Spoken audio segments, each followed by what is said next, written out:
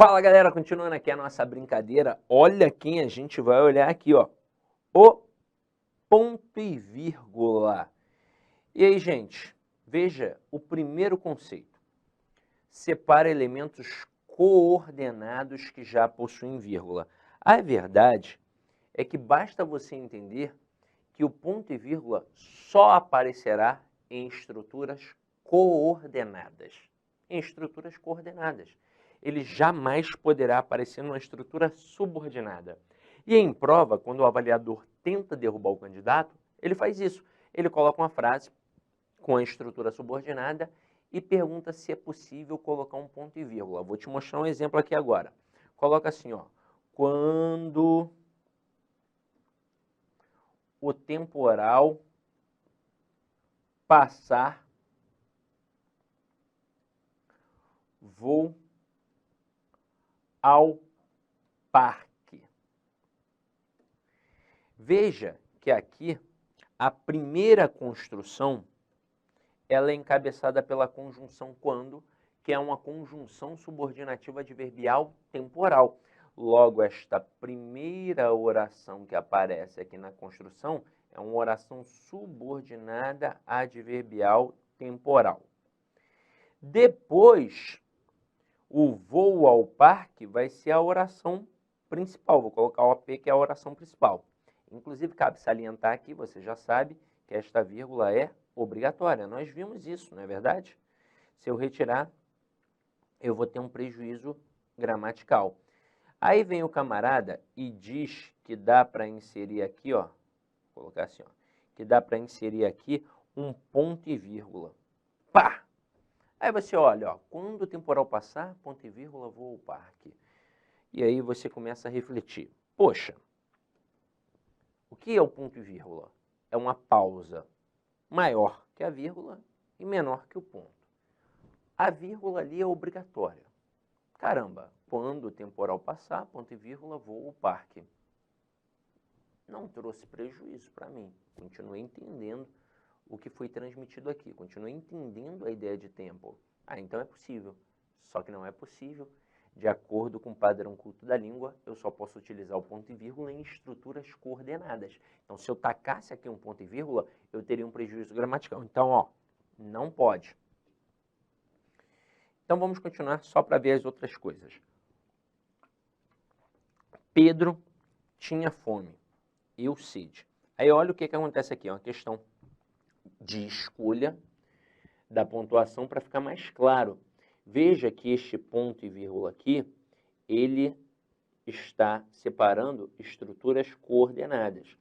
E essa vírgulazinha que apareceu aqui, ela é uma vírgula vicária. Ela evita a repetição do verbo. Porque Pedro tinha fome e eu tinha sede. Agora, na sequência aqui, o ponto e vírgula é muito útil. Veja, estive na Bahia, vírgula, que é quente. Esta vírgula aqui está marcando uma oração subordinada adjetiva explicativa. Este aqui está fazendo referência à Bahia. E veja que essa expressão que é quente está explicando como é na Bahia. Então, aqui eu tenho uma oração subordinada adjetiva explicativa. Aí, na sequência, veio o no Paraná. E aí entrou o ponto e vírgula. Por que não a vírgula? Para nós não confundirmos as estruturas coordenadas e as estruturas explicativas que são subordinadas. Nós estamos diante de um exemplo de período misto, que mistura coordenação e subordinação. Então veja que a Bahia, o Paraná e Brasília são estruturas coordenadas. Por isso que apareceu quem? O danado do ponto e vírgula. Mas tudo que vem depois da vírgula é explicação. Então, ó, estive na Bahia, que é quente, no Paraná, que é frio, e em Brasília, que é seco. Então, para não haver confusão entre as estruturas explicativas e as estruturas coordenadas, o ponto e vírgula entrou ali muito bem.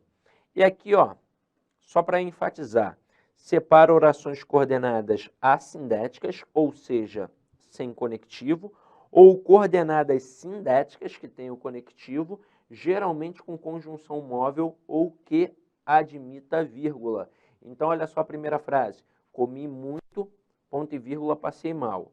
Nós estamos diante de orações coordenadas assindéticas, porque não apareceu conectivo. Depois, comi muito, logo não dormi bem.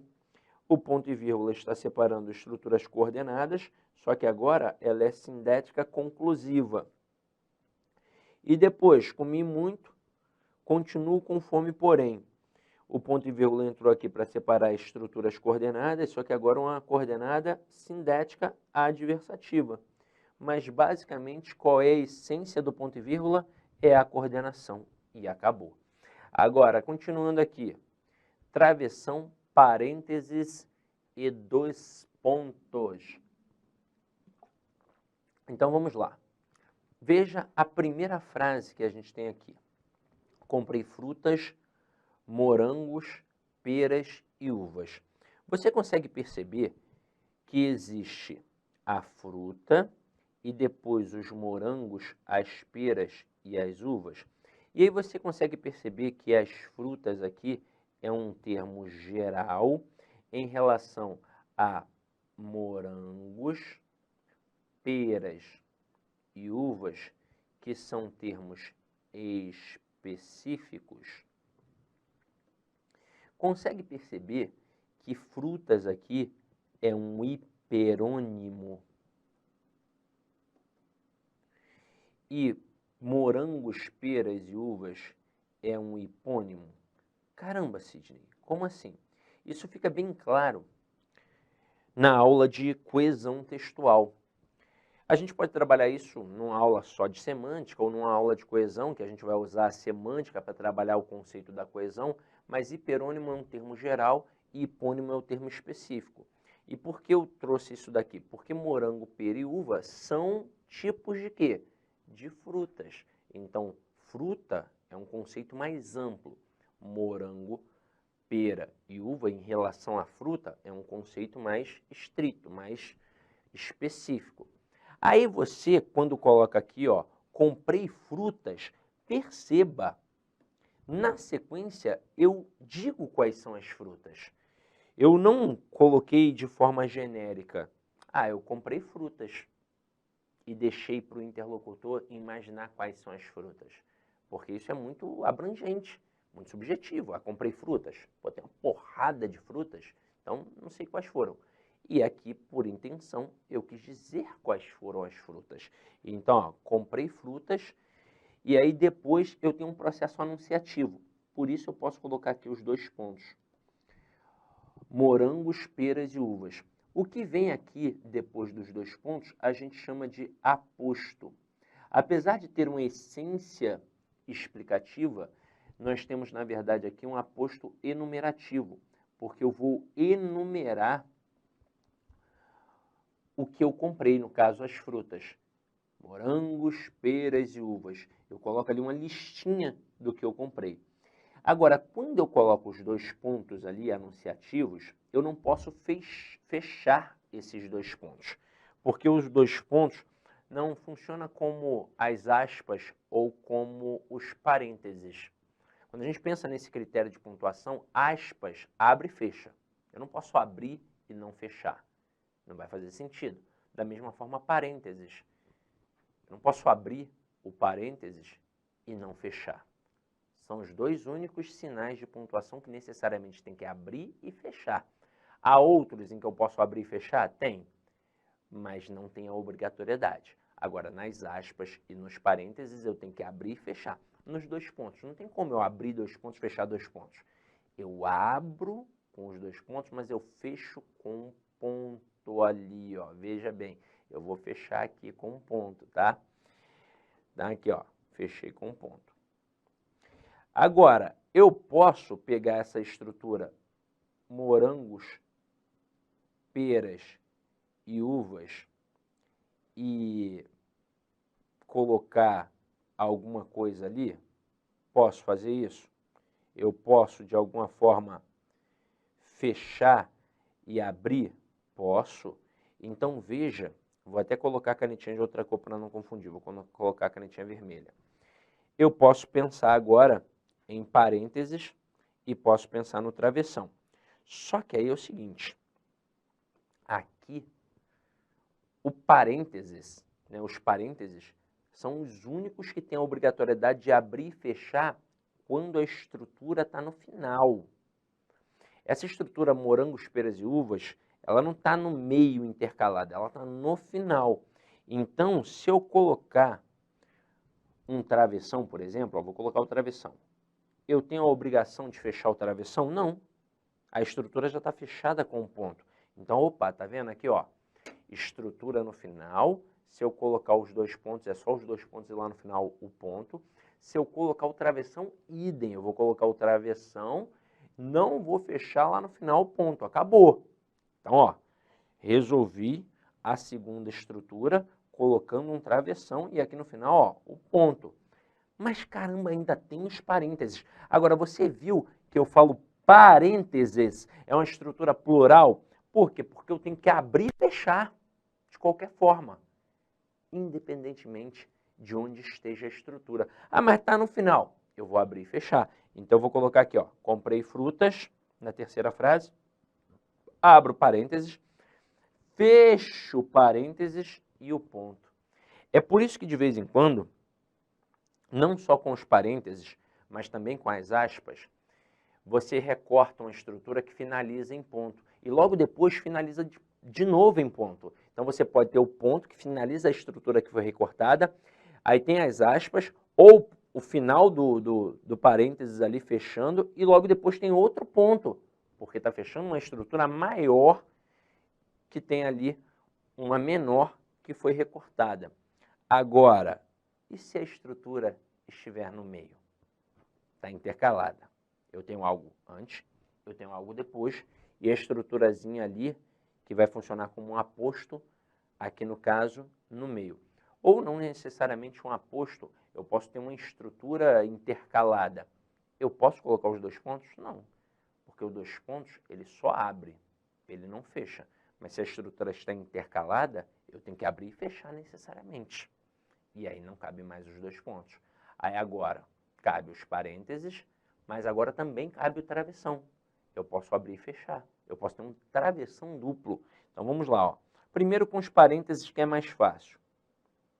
Abri e fechei. Então, ó, comprei frutas. Morangos, peras e uvas para mim. Agora o travessão. Comprei frutas. Coloco o travessão aqui abrindo. Morangos, peras e uvas. Coloco o travessão aqui, ó, fechando, para mim. Vou colocar aqui frases 4 e 5. Tudo certinho, tudo ok. Agora, nas frases 6 e 7, olha o que vai acontecer. Depois da estrutura intercalada, ainda vai aparecer uma vírgulazinha. Mas por quê? Tem a ver com a estrutura intercalada? Não. Tem a ver com a estrutura subsequente.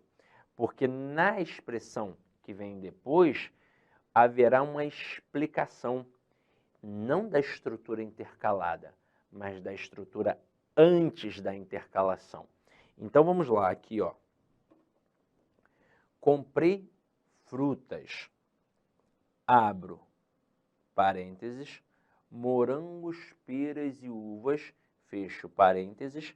E por que eu sei que aqui eu vou fechar os parênteses com certeza? Ora, porque foi só isso aqui que eu comprei, as frutas. Eu estou explicando quais foram as frutas. Nada mais além disso, eu vou isolar, eu vou destacar. Aí apareceu uma vírgulazinha aqui, ó. O que fez a alegria de mamãe. Esta vírgula está explicando algo relacionado às frutas. O fato de ter comprado as frutas fez a alegria de mamãe. Esse o aqui, ele é um pronome demonstrativo, ele equivale a o pronome demonstrativo aquilo. Tanto que este que aqui é um pronome relativo que faz referência a este o.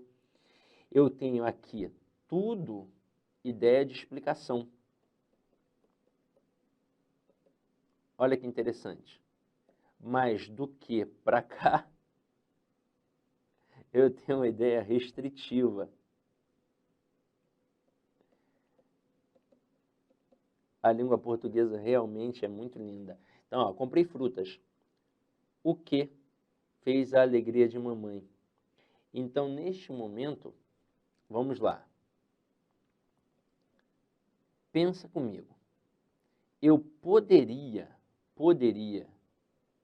tirar tudo que está entre parênteses? Poderia. A frase seria: comprei frutas, vírgula. O que fez a alegria de mamãe? Sim, poderia. Então, se essa vírgula está certa, não tem problema esta intercalação aqui com a vírgula. E a mesma coisa vai se dar com um travessão duplo. O travessão causa mais estranhamento. Colocar um travessão aqui e depois um travessão aqui e em seguida aparecer uma vírgula. Mas eu posso ou não posso tirar tudo que está entre travessão? Posso. Essa vírgula continuaria existindo? Continuaria. Então essa vírgula ali está certa sem o menor problema. Então com isso a gente percebe a estrutura. Detalhe, em prova, como normalmente isso cai? Normalmente o camarada coloca um travessão duplo e pergunta se pode colocar os Olá, meus parênteses. amigos, minhas amigas. Inicialmente eu peço desculpas pois interrompi os seus estudos, mas essa playlist especial que a LAC Concursos fez especificamente para o concurso da Banrisul 2022. Nessa playlist nós vamos colocar 200 videoaulas do nosso curso. Só que o nosso curso tem mais de 200 aulas, isso garanto para você. Gente, essas aulas são demonstrativas, é para você ter conhecimento da qualidade e a seriedade que nós trabalhamos aqui a questão de concurso público. Você quer assistir o restante dessa videoaula? Você quer fazer o nosso curso completaço? Cara, ponta a ponta do edital, papo reto para vocês, um investimento apenas 10 parcelinhas de R$ 200, é isso mesmo, 10 parcelinhas de R$ 200, você vai assistir na nossa plataforma, você vai ter direito, olha só, ao personal coach. O que é o personal coach? É o estudo em regime de metas. Ali nós iremos organizar toda a sua vida no site, a gente vai fazer um painel de controle tipo amarelo, vermelho, verde porque você cumpriu a meta, vermelho porque você está devendo e amarelo porque cumpriu parcialmente a meta, que são atributos importantes na caminhada aí de quem quer ser aprovado, beleza, galera? Então, vem, não fique bravo comigo aí, porque interrompi essa aula sua, mas é uma aula demonstrativa do site lá Concursos, tá certo? Clique aqui embaixo, fale com nossos atendentes ou faça diretamente a sua matrícula, você não vai se arrepender. Forte abraço, fique com Deus, tchau, tchau.